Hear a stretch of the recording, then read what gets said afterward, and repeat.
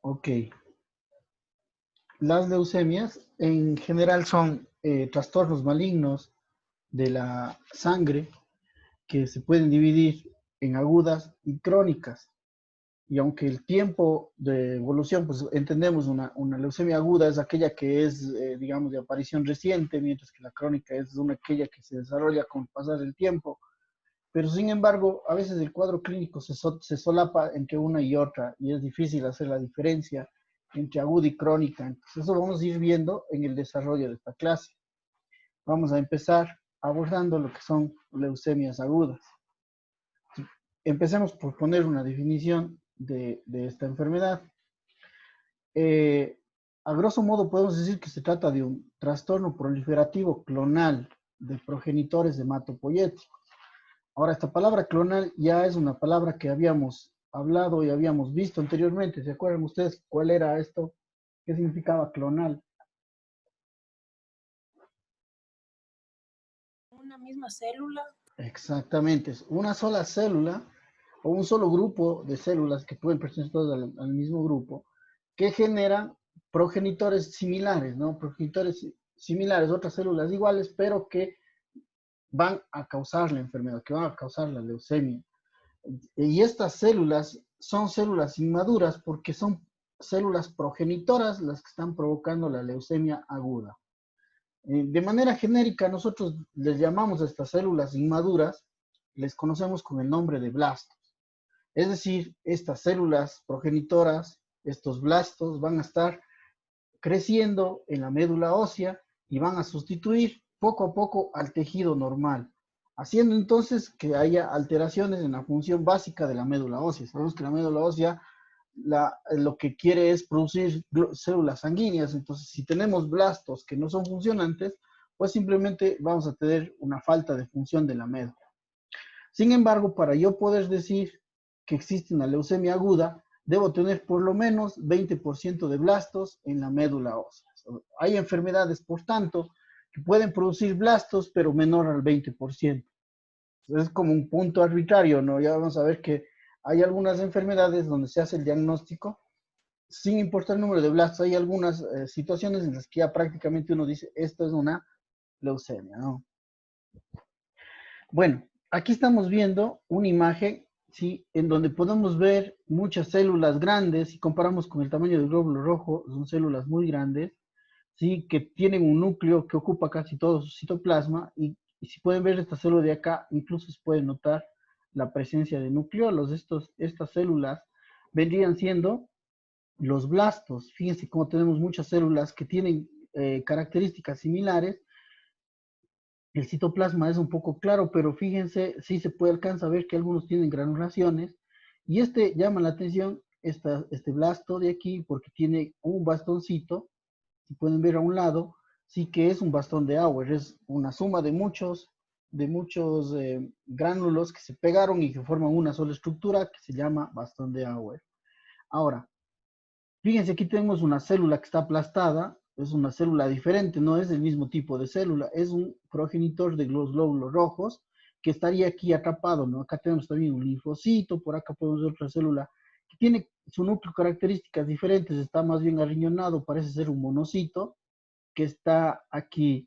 ¿Qué es lo que está pasando? Todos los blastos prácticamente asfixian a las células buenas, pues, y no vamos a tener, por tanto, producción a nivel de la médula ósea. ¿Qué es lo que ocurre con esto? Se produce lo que conocemos como falla medular, o sea, anemia, trombocitopenia y leucopenia. Fíjense, por favor, anemia, trombocitopenia y leucopenia es lo más característico en los pacientes con leucemias agudas.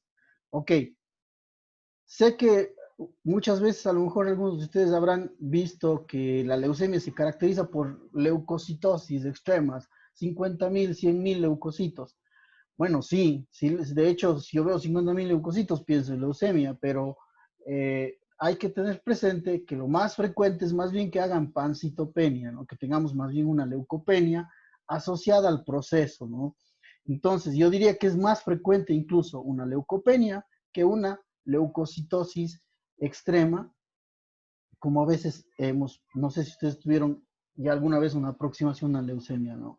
generalmente es más bien leucopenia lo que produce, es decir, falla medular. Ok, obviamente la anemia me va a producir todo el síndrome de anemia, la palidez, la astenia, la disnea, las palpitaciones, ¿no es cierto? La trombocitopenia, ¿qué síntoma me va a producir? ¿Qué me puede? Sangrados. Sangrado, ¿no es cierto? Puedo tener sangrados producto de la trombocitopenia. Y si tengo leucopenia, ¿qué problema puedo tener? Defensas bajas. Infecciones. Infecciones, correcto, infecciones, ¿no es cierto? Pero ¿cuál sería la manifestación de estas infecciones? Enfermedades. Fiebre. Fiebre, correcto. Entonces, la falla medular se caracteriza por síndrome anémico, que ya lo conocemos bien, el sangrado por la trombocitopenia y la fiebre producto de infecciones secundarias a la neutropenia, secundarias a la citopenia, es decir, secundaria a la leucopenia, si quieren ustedes. Es muy importante que tengamos en cuenta eso. Ok, entonces, existen factores que están muy asociados al desarrollo de la leucemia, pero esto es importante, no están ligados con la causa directa de la leucemia. Es decir, yo no tengo una causa clara, no sé qué es lo que está provocando la leucemia, pero sí conozco factores que están asociados y que pueden contribuir al desarrollo de la leucemia, ¿sí me entienden?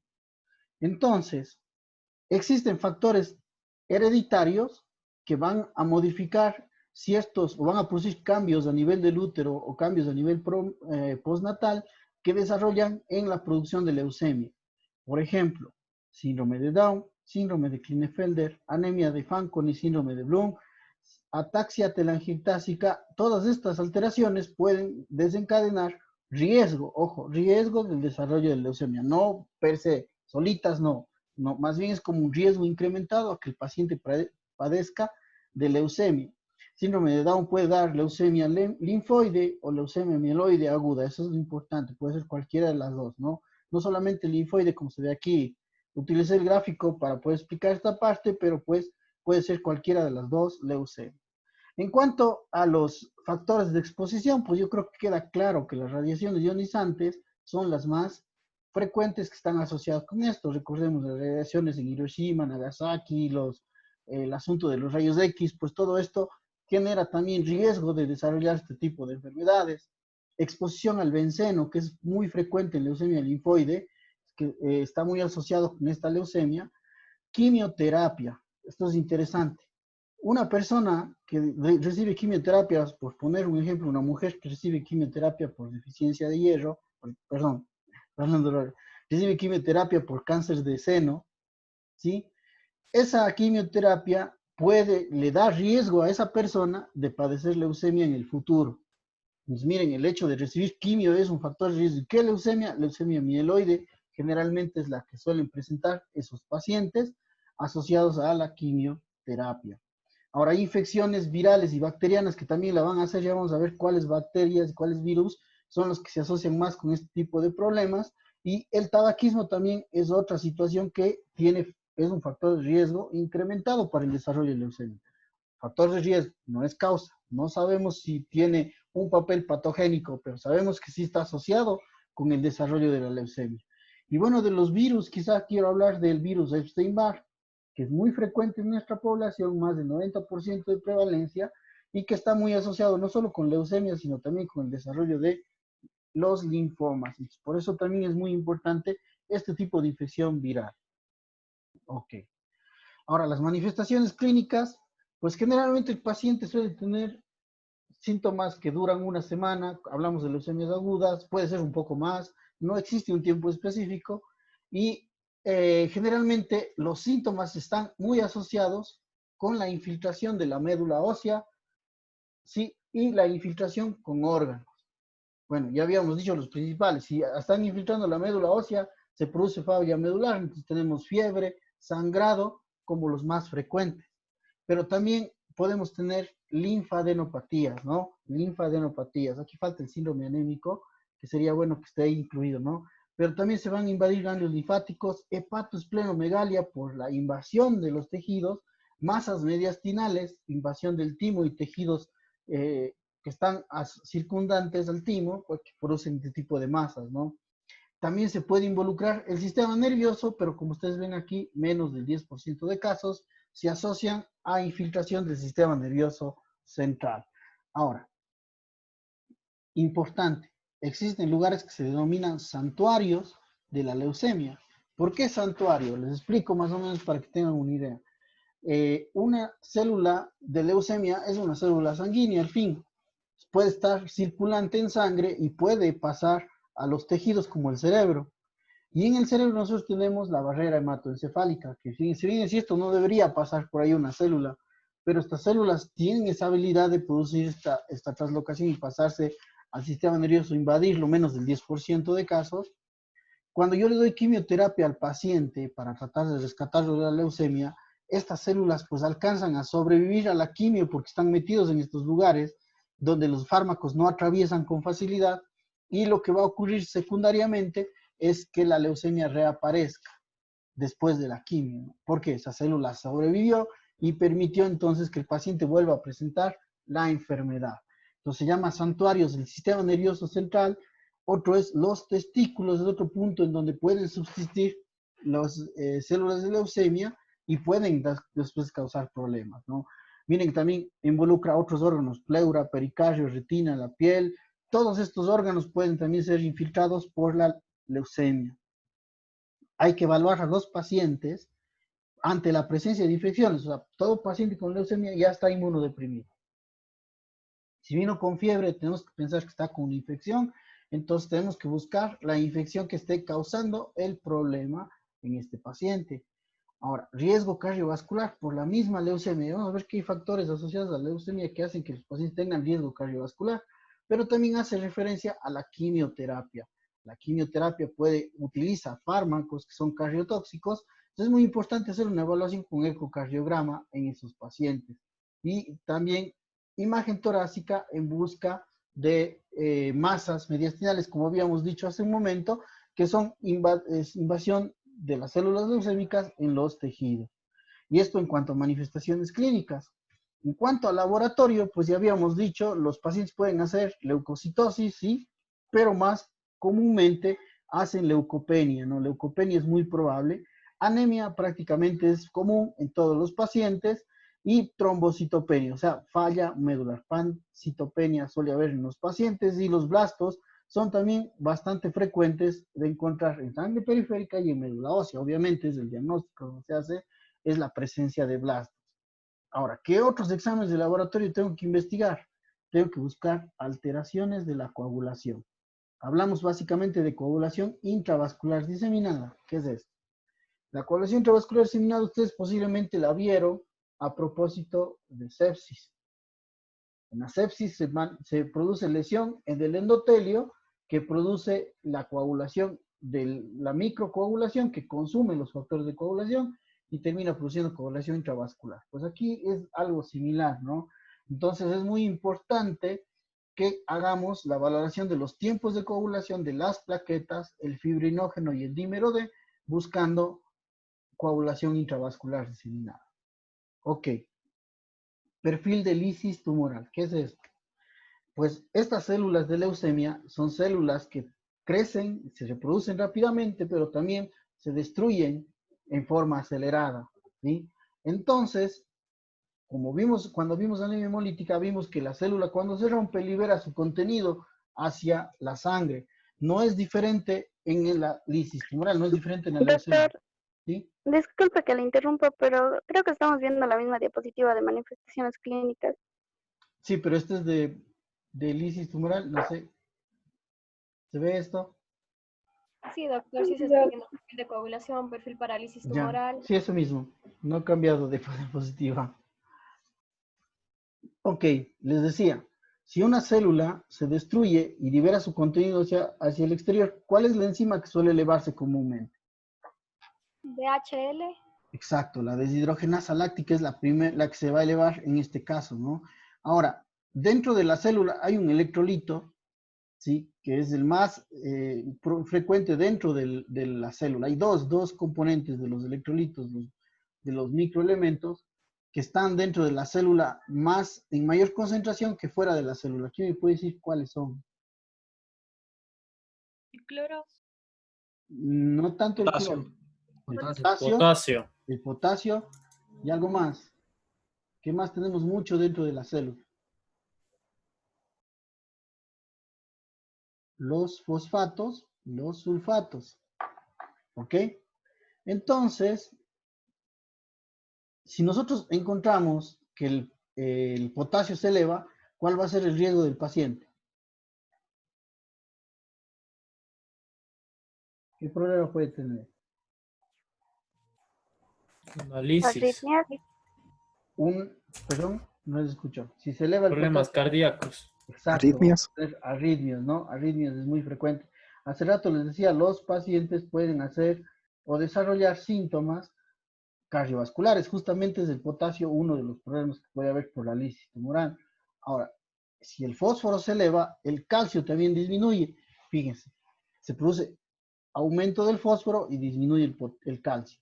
Por tanto, más todavía tenemos riesgo de tener arritmias en estos pacientes. Ahora, dentro de la célula encontramos el núcleo. Recuerden que en la anemia hemolítica, pues el glóbulo rojo no tiene núcleo, pero aquí esta célula sí tiene núcleo. Y ese núcleo tiene mucho ADN. El ADN cuando se libera a la sangre se transforma en ácido úrico y vamos a tener incrementados los niveles de ácido úrico. Ahora, yo sé que el ácido úrico termina formando cristales y es responsable de la gota, por ejemplo. Sin embargo, el ácido úrico elevado no es frecuente que dé gota en el paciente con leucemia, sino más bien se deposita en el tejido renal y produce falla renal. Entonces, la lisis tumoral nos da arritmias, ¿sí? Y nos da insuficiencia renal. Nosotros tenemos, digamos, lisis tumoral bioquímica cuando encuentro que está el ácido úrico elevado, que está el potasio elevado, que está la deshidrogenasa láctica alta. Eso es bioquímico. Pero ya está la lisis tumoral establecida cuando ya además está uricreatinina elevada. O ya se empiezan a presentar arritmias secundarias a la hiperpotasemia y la hipocalcemia. Generalmente es la falla renal la que manifiesta primero, ¿no? Es decir, falla renal por lisis tumoral establecida. Entonces tenemos dos estados. Una lisis tumoral bioquímica, en donde solo son alteraciones de laboratorio, y una lisis tumoral establecida, donde ya tenemos falla renal. ¿Sí queda claro esta parte? Doc, la bioquímica, ¿por qué dijo? Disculpe. Solamente es alteraciones de laboratorio. Ácido úrico alto, potasio elevado, fósforo elevado, calcio bajo. ¿Sí? Doctor, la creatinina también estaría elevada, ¿cierto? Pero cuando ya se establece la falla renal, antes no. El Ya. químico, la creatinina y la urea están normal. ¿Sí? Ok, entonces, pruebas de función hepática también es importante hacer. Recuerden que las células de leucemia se van a depositar ahí. Ahora, cuando el paciente ha tenido alguna infección viral tipo hepatitis, citomegalovirus, Epstein-Barr, VIH, todas estas pruebas virales son importantes hacerlas porque los pacientes suelen hacer una no reinfección, ¿cuál sería? Reactivación de la enfermedad, ¿sí? Reactivación de la enfermedad. Es importante pedir niveles de ácido fólico y vitamina B12 porque en cierto modo pueden simular una leucemia. Recuerden que la anemia megaloblástica puede dar pancitopenia. De hecho, se confunde a veces un paciente con este problema de anemia megaloblástica con leucemia. Es muy importante hacer la valoración también con B12 y ácido fólico. Prueba de embarazo en las mujeres en edad fértil es mandatorio. Y la tipificación, es decir, pedir tipo sanguíneo. Recuerden que estos pacientes van a necesitar transfusiones. Entonces es muy importante hacerles las pruebas de tipificación a todos los pacientes. Ok. Diagnóstico, finalmente, recuerden, ¿cómo lo hago el diagnóstico? Tengo el paciente con falla medular, o sea, anemia, fiebre, sangrados, ¿sí? Con todos los otros síntomas que hemos hablado. Y el diagnóstico definitivo es viendo la médula ósea, buscando estas células anormales, blastos, ¿sí? Que pueden ser de características linfoides, como podemos ver aquí, fíjense estas células. Los blastos linfoides se caracterizan por tener uno o dos nucleolos, nada más, y tener esta forma en espejo de mano. No sé si puede verse esto de aquí. La típica forma en espejo de mano de los blastos linfoides. ¿ok? Y los blastos mieloides, que son blastos más bien igual grandes, pero que son un poquito más cuadrados en relación a los linfoides. Si lo ven así, pues sí está difícil. Este incluso parece espejo de mano, ¿no? Estos son blastos mieloides. Tienen granulaciones que les diferencian un poco de los blastos linfoides. Es difícil, realmente se necesita mucha práctica para hacer la diferenciación entre uno y otro tipo de blastos por morfología. Sin embargo, hay una herramienta que se llama citometría de flujo que nos permite identificar blastos linfoides y blastos mieloides. Eso lo vamos a ver en la siguiente clase cuando hablemos de las leucemias linfoides y leucemias mieloides. Pero recuerden que necesitamos más del 20% de blastos para hacer el diagnóstico. ¿Ok? Ahora, pronóstico. Esto es muy importante. Para el pronóstico existen varias herramientas que yo puedo utilizar para ver qué tan bien o qué tan mal le va a ir a este paciente. La edad es uno de ellos. Es obvio que mientras más edad tenga, más viejito es el paciente, peor pronóstico va a tener. Sin embargo, hay algunas cosas que debemos puntualizar de cada leucemia. La leucemia linfoide y mieloide tienen algunas consideraciones que las vamos a ver más adelante. Otra es el ECOG o el estado funcional del paciente. Recuerden que hablamos de esta escala del ECOG. ¿Se acuerdan? Sí, doctor. Ya. ¿Se acuerdan cuál era el ECOG 0? Era cuando el paciente no tenía ningún daño, se podía realizar sus actividades sin mucha ayuda. Exactamente, es un paciente como nosotros. Nosotros somos ECOG 0. Y el ECOG 5. Es un paciente que prácticamente necesita ayuda para hacer todas sus actividades. Depende prácticamente de El alguien. 5 no era ayer Como el esto, fallecido. Exacto. sí, el 5 era fallecido. El 5 era fallecido. El ECOG 4 es el que está más del 50% en cama, ¿no? Y que necesita atención de sus cuidados, de sus necesidades más básicas. Entonces, eso es lo que es importante. Bueno, en definitiva, un paciente que tenga ECOG de 0, o sea, nosotros, o ECOG 1, es decir, que tiene una pequeña limitación para poder hacer sus actividades, esos pacientes se consideran de buen pronóstico. ECOG 0 y ECOG 1. El ECOG 2, 3 y 4, pues son de mal pronóstico de forma general. O sea, un paciente que llegue con un ECOG de 4, pues sabemos que le va a ir mal de entrada, ¿no? Porque tiene un pésimo estatus funcional. Ok. Me salto un ratito esto del cariotipo y me vengo acá antecedentes de tratamiento. Si el paciente ya recibió quimioterapia antes, el pronóstico es malo. El paciente que hace leucemia, después de haber sido quimio, pues les va muy mal generalmente. No responden bien al tratamiento. Y si el paciente ha tenido alguna enfermedad hematológica, hablamos de una neoplasia mieloproliferativa, por ejemplo, policitemia vera, trombocitemia esencial, mielofibrosis primaria, o si tiene un síndrome mielodisplásico, estos pacientes si desarrollan leucemia, les va muy mal, les va muy, muy mal. Permítanme un momento, tengo que contestar el teléfono, que es de la clínica. Un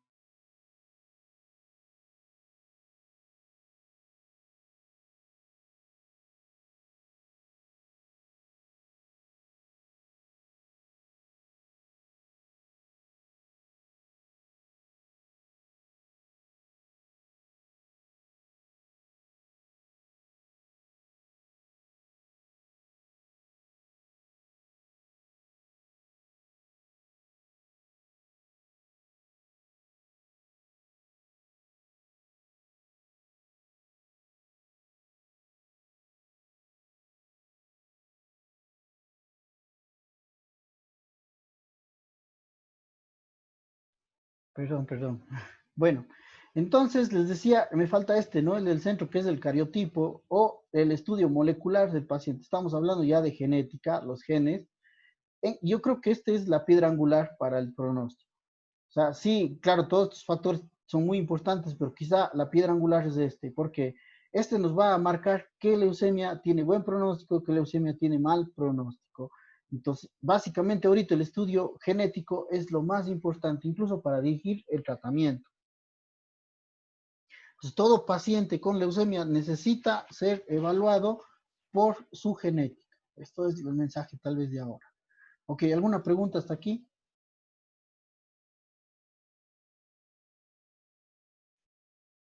¿No?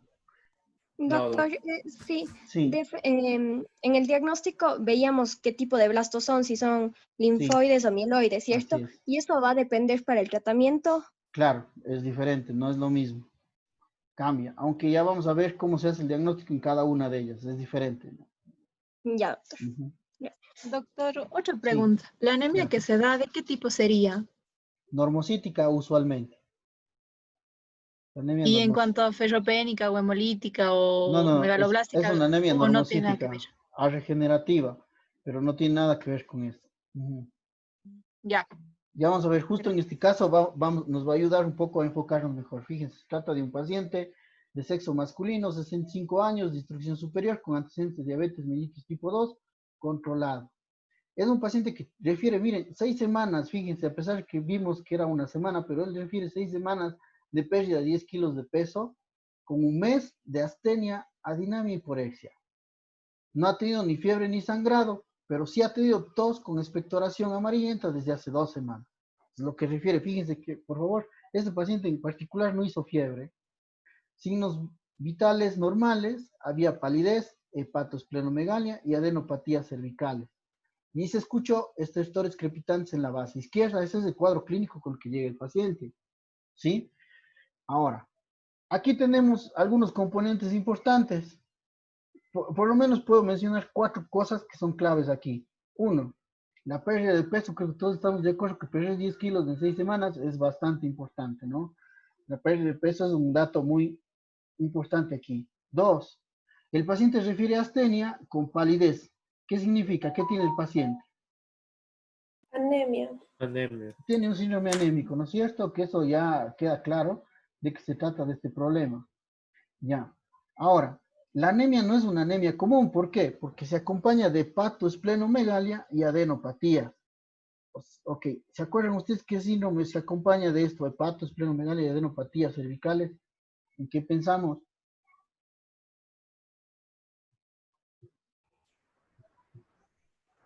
Mm, Les pregunto de otra forma. ¿Será un trastorno linfoproliferativo o mieloproliferativo? Mieloproliferativo. Mieloproliferativo. Miedo, profe. Mielo, ¿seguro? Debe ser linfo. Exacto, debe ser linfo. ¿Por qué? Por las adenopatías. Las adenopatías nos dicen que es un trastorno linfoproliferativo. Mientras que si hubiera solo hepatoesplenomegalia, posiblemente podríamos estar hablando de un mieloproliferativo. O sea, aquí por las adenopatías, fíjense que solo el hecho de que tenga adenopatías nos debe hacer pensar en un linfoproliferativo. ¿Ok? Entonces ya tenemos pérdida de peso, la anemia, el hepatoesplenomegalia, o sea, el síndrome linfoproliferativo. Además, el paciente tiene tos con expectoración amarillenta desde hace 2 semanas y estertores crepitantes. ¿En qué pensamos? Neumonía. Neumonía, correcto. Neumonía, así de fácil, ¿no? Neumonía probablemente asociada al trastorno. Fíjense, son 4 problemas. Y me falta uno más, que es la diabetes mellitus. La diabetes mellitus es muy interesante porque puede dar un complejo de signos y síntomas importantes. Entonces, haciendo el análisis rápidamente, teníamos la lista de problemas con todas estas situaciones, incluido la diabetes, ¿sí? Y podemos sacar síndromes de aquí, claro que sí.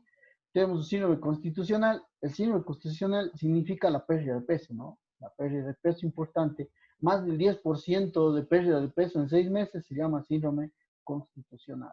Entonces, tenemos un síndrome constitucional que la causa suele ser cáncer habitualmente. Sin embargo, les pregunto algo, ¿la diabetes puede producir pérdida de peso? Sí. Sí. Sí, de hecho sí, ¿no Sí. es cierto? Entonces, un síndrome constitucional que tendríamos que ver exactamente por qué está producido. Sigamos. Síndrome neumónico. Creo que queda claro, ¿verdad? Estertores crepitantes, tos productiva, síndrome neumónico, que posiblemente es una neumonía. El síndrome hepatoesplénico, en caso de que fuera mieloproliferativo, o síndrome linfoproliferativo, que serían las adenopatías más la hepatoesplenomegalia, y la diabetes mellitus. Estos serían los problemas. Aquí lo que me faltó es la anemia, ¿no? Que se me cayó por algún lado. Síndrome anémico también que es importante que tiene este paciente. Ok, ¿cuál sería mi diagnóstico presuntivo según esto? Pues neumonía, creo que ya lo dijimos, la diabetes descompensada. Ya habíamos dicho que la diabetes puede provocar pérdida de peso, ¿no es cierto? Sí puede ser diabetes compensada. Un linfoma de primera mano por el tiempo de evolución, 6 semanas, 1 mes y medio, pensaría más bien un linfoma, ¿no? Una patología propia de los glóbulos de los linfocitos, con adenopatías, pérdida de peso, pues que es perfectamente posible. Incluso una tuberculosis. ¿Por qué la tuberculosis podríamos incluirle aquí? Por la tos. La tos La inflama por más... explicación de la tos, la Ujú, fiebre que presenta, no sé si exacto. presenta fiebre. Pero Sí, no hay No sangre. presenta no fiebre. hay fiebre. No hay sangre, pero tiene tos y flema más de 15 días. Es lo que dice, ¿no es cierto? De la definición. Es una tos, es un sintomático respiratorio. Tos con flema más de 15 días. Ok. Ahora, con esto, yo tengo que hacer un plan de diagnóstico, ¿no? ¿Es verdad? Su plan de diagnóstico iría el hemograma con los reticulocitos, por el asunto de la anemia sobre todo, por la glicemia, por el asunto de la diabetes, con urea, creatinina, examen de orina con cultivo y los electrolitos por la diabetes, ¿sí? Por el linfoma, pues le voy a pedir, perdón, por la neumonía, le voy a pedir una revisión de tórax y por el linfoma, una deshidrogenasa láctica que suele elevarse mucho en los linfomas. Y si estoy pensando más allá, una TAG de estadiaje por el mismo linfoma, o incluso si quiero descartar una tuberculosis, que sería mi plan diagnóstico en este caso en particular. Entonces vamos a ver rápidamente los laboratorios. Fíjense, por favor, tenemos leucocitos de 4000, ¿sí? Aunque este valor está normal, de 4000 a 10000 son normales, los neutrófilos son de 14.5%. ¿Qué opinan? Neutropenia. Neutropenia. ¿Qué tan severa es la neutropenia? ¿Es leve, moderada, severa? Severa. ¿A cuántos neutrófilos estarían ahí?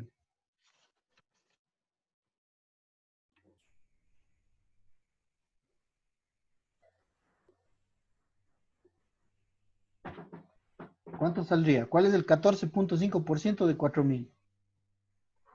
Bueno, para ahorrarles del cálculo, salen 580. Ok, 580 neutros. ¿Cuántos? ¿Qué significa esos 580 neutros? Neutropenia leve, moderada, severa. Ok. ¿De acuerdo? Moderada. Moderada, ¿no es cierto? Es severa cuando es menos de 500. Cuando es de 500 a 1000, hablamos de moderada. Y leve cuando es más de 1000. Esta sería estrictamente una neutropenia moderada. Ok, vamos. Los linfocitos están de 83%. Parece, ustedes dijeran, muchísimos linfos, 83% de linfos. Sí, ok.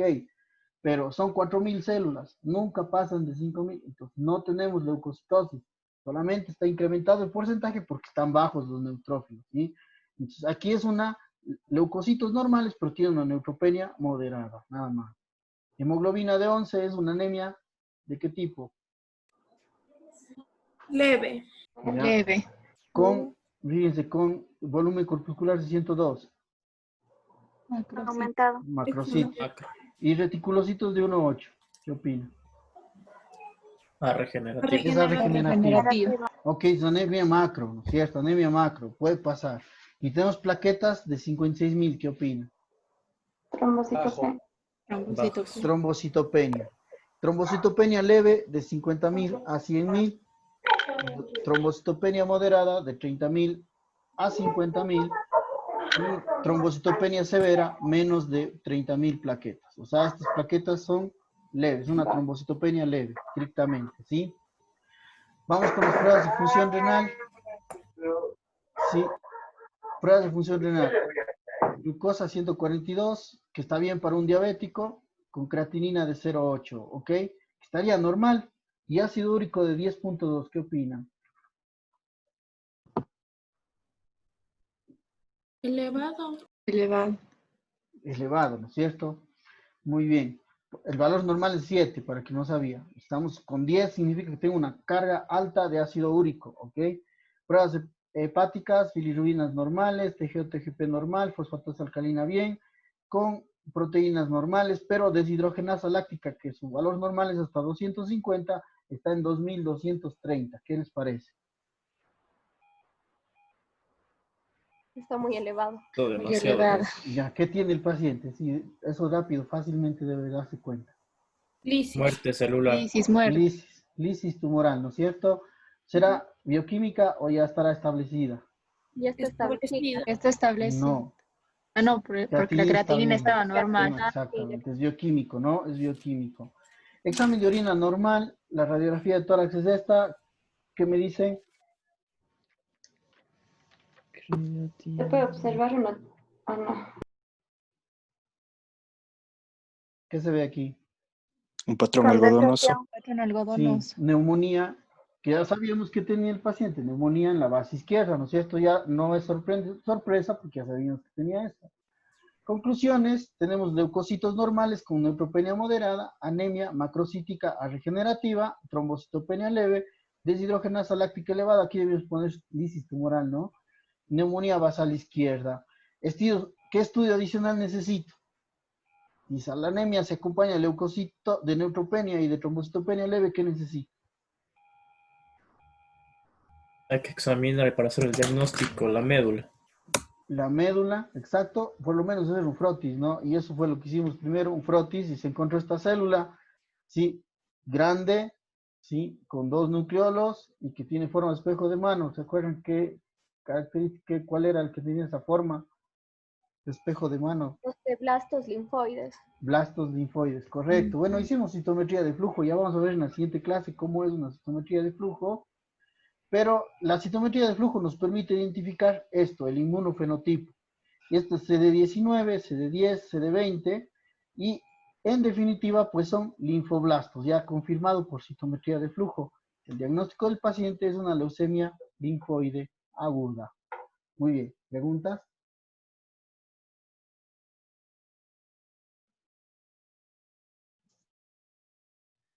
¿Alguna pregunta?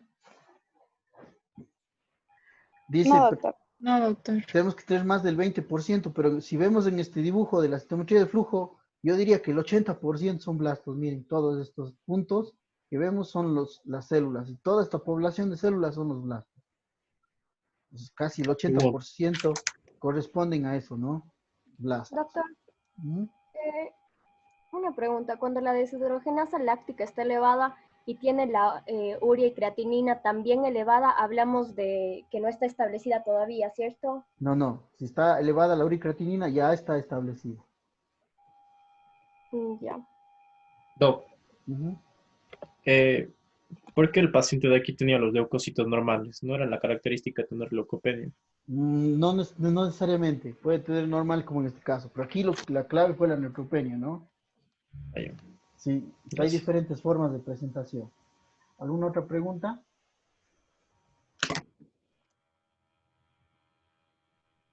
Bueno, muchachos, por el momento vamos a quedarnos aquí. La siguiente clase vamos a empezar con leucemia linfoide y vamos a ver leucemia amiloide. Y pues eso sería todo. Nos vemos entonces en la siguiente clase. Ya, Doc. Gracias. Gracias. Gracias, doctor.